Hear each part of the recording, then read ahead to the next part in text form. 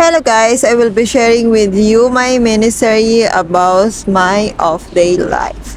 So what did I do when I go off-day? So this is one that I will do. So this is the Avenue of the Stars here at Hong Kong. So it's crowded. So I never expect that it's crowded when I came here. So, it's so crowded siya guys. Kasi itong view dito is maganda siya. And then, ito yung center ng HK. So, ayan lang siya guys. And then, madaming ano dito guys. Madaming nagte-take ng photo.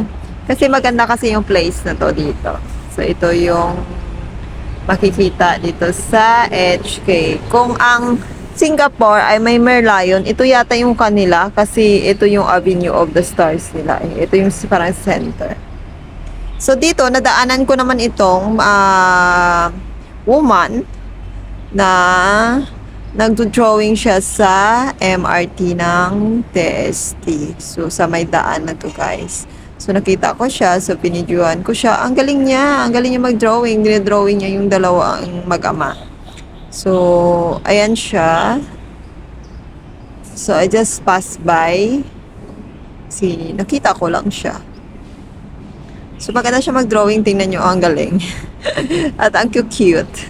Pero hindi ako nakapag-try na magpa-drawing sa kanya kasi nagmamadali ako. At may pupuntahan pa ako. So, ayan siya. So, it looks so nice. Kasi, ayan diba? Ang galing-galing niya. Ang galing niya mag-drawing. So, ito naman, kasi nagutom ako. Ito yung kinain ko, guys. So, carbonara. And then, I tried the coffee here. So, cappuccino. As usual, itong coffee na to, ay hindi ko to siya naubos. Kasi hindi ako nga mahilig sa coffee. At hindi talaga ako umiinom ng coffee na. So, ayan. Ayan yung aking foods. Kasi medyo malamig-lamig, kaya uminom ako ng coffee.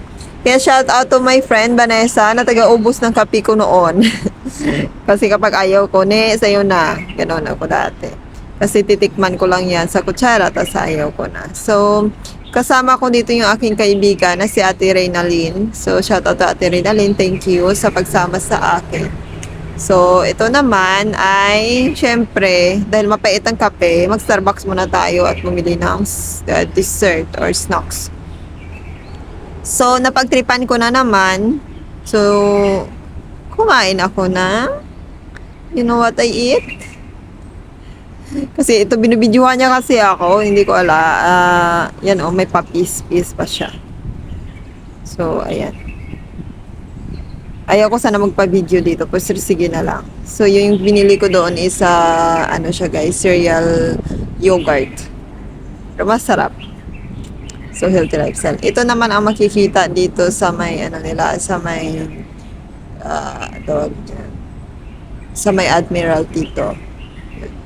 So, view, yan yung view dito. So, maganda guys. And then, ito may itlog. Sino mo lang itlog dyan, kumuha na lang. Peace. Joke lang. So, ito naman yung nadaanan namin.